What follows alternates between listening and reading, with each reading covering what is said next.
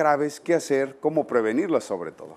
Doc, ¿cómo estás? Bienvenido al programa. Gracias, muy amable. Es un placer para nosotros. Bueno, las piedras en los riñones son, yo creo que uno de los malestares o de los padecimientos más conocidos entre la población que tiene que ver con los riñones. ¿Por qué se forman los cálculos? Primero dinos, por favor. Bueno, en la mitad de las ocasiones es por algún problema en la dieta. Hay gente que toma mucho calcio, por ejemplo, que tome muchos leche o derivados, yogurt, el carichis, el mantequilla. Todos los derivados de la leche obviamente tienen una cantidad alta de calcio. Hay gente que toma pocos líquidos y en cambio lo sustituye, por ejemplo, con refrescos. El refresco en sí, cualquier refresco que contenga gas, el gas se hace con carbonato de calcio, entonces eso aumenta, es una carga fuerte de calcio que también al no estar diluido, bueno, puede formar piedras. Hay gente que toma mucha sal, que no la tiene que tomar en forma en el salero, por ejemplo, pero toma muchos alimentos que vienen empaquetados, muchos conservadores que se hacen a base de sodio. Entonces también eso aumenta la posibilidad de formación de piedras, generalmente de calcio. Pero también vienen los de ácido úrico. El ácido úrico deriva por ejemplo, de las carnes rojas pueden derivar en ácido úrico. El metabolismo hace que aumente esa sustancia y puede formar cálculos. La cerveza también, muchas veces voy a tomar cerveza para orinar la piedra, pues sí aumenta la cantidad de líquidos, pero también aumenta, digamos, las purinas, que son los formadores de este tipo de piedras. Entonces, la mitad de las veces es un trastorno en la dieta. Bueno, pues con esto que acabas de mencionar, la verdad es que la inmensa mayoría de la población tendríamos una propensión a desarrollar cálculos biliares, porque alimentos enlatados y procesados, pues todos, ¿no? O sea, la verdad es que hay muchísimos. La tendencia hoy por comer sano, por comer comidas orgánicas o no procesadas, pues está muy bien, pero sigue siendo la inmensa mayoría de la población la que consumimos productos procesados. Sí, pero por ejemplo, mira, en ocasiones dices, voy a comer un salmón que venga ya en paquete.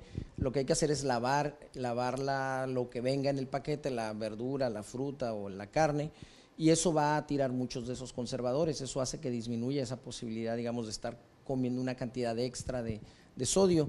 Pero pues también si la gente es muy afecta a comer este tipo de productos, bueno, hay que sustituir o hay que diluir, perdón, con líquidos. Entonces debe de tomar, lo ideal es que tome sustancias con citrato. El citrato es como un teflón para las piedras. Entonces, si hay arenillas, digamos que son muchos calcios, se van a unir y van a hacer una piedra. Entonces, la forma de hacer que esas partículas de calcio no se unan es con citrato, o disminuye el riesgo. Y el citrato viene, por ejemplo, en la naranja, en el limón, todo lo que tenga ácido cítrico, el limón, la toronja. Entonces por ejemplo, si una persona formadora de cálculos tomara un vaso de jugo de naranja en la mañana, eso le da una buena cantidad de citrato, que aparte hay también como medicamento, ¿no? Pero es una manera natural de hacerlo. Andrés, ¿qué sucede en el caso de que, pues bueno, déjame preguntarte primero esto, ¿qué porcentaje de la población puede tener cálculos renales? Bueno, es que es muy variable, porque por ejemplo, si nosotros vemos la población en Tijuana, es muy diferente a la población en Mérida o en el sur, en Quintana Roo, en donde el agua en sí ya contiene muchos minerales. Entonces allá es un porcentaje altísimo de gente que desarrolla esa condición. Ahora, aquí en Tijuana, a nosotros nos aumenta, es típico que decimos que en tiempo de calor es tiempo de piedras, porque en tiempo de calor sudamos más y sustituimos mucho, o sea, queremos tomar líquidos, pero mucho es en base a eso que te decía, líquidos con gas. Entonces puede ser agua mineral, por ejemplo, no tiene sabor, pero tiene mucho gas. Entonces el agua mineral aumenta esa carga fuerte de calcio. Entonces, si nosotros vemos en tiempo de calor, nosotros vemos que aumenta ese riesgo o esa frecuencia de que vemos pacientes con piedras. En cambio, en tiempo de frío, pues la gente es menos afecta a tomar ese tipo de bebidas, suda menos. Entonces el agua, digamos que optimiza los líquidos que toma. Entonces es una manera de disminuir ese riesgo. Por ejemplo, los pacientes que son formadores de piedras, nosotros sabemos que si se le aumentan los líquidos a 3 litros al día, eso disminuye la frecuencia de formar piedras. Entonces, y los líquidos pueden ser agua pura o agua con sabor, o sea, no tiene que ser agua pura. Incluso cuentan los caldos, cuenta el té, cuenta hasta el café, si lo quieres ver así, pero, o sea, son líquidos en general. ¿Qué sucede? ¿Es cierto que hay personas que pueden tener cálculos renales durante toda su vida y jamás que estos les den problemas? Sí, el cálculo da dolor cuando tapa la salida de la orina. El cálculo puede estar en el riñón alojado, pero si no, si la orina fluye libremente no pasa nada, porque el cálculo no produce un dolor en sí. Lo que puede producir son infecciones. Entonces, si produce infecciones, el paciente va a tener dolor por las infecciones. Pero, por ejemplo, si un cálculo baja a la vía urinaria y tapa la salida de la orina, el riñón sigue produciendo orina. Pero esa obstrucción hace que la orina que se produce se quede estancada en el riñón y empieza a dilatar, a hinchar el riñón. Se hincha el riñón de tal manera que la membrana que cubre el riñón, que es una cápsula, hace que duela muchísimo. Entonces es el paciente que puede estar sentado platicando y de repente pasa la piedra, se atora y es un dolor que lo incapacita. O sea, es un dolor impresionante, es un dolor que es súbito, intenso, pues se puede asociar a náusea, vómito, y en ocasiones a sangrado urinario. Ahora, aquí el problema no es la piedra en sí que pase, porque hay piedras que pueden pasar, produce un poquito de irritación y da molestia.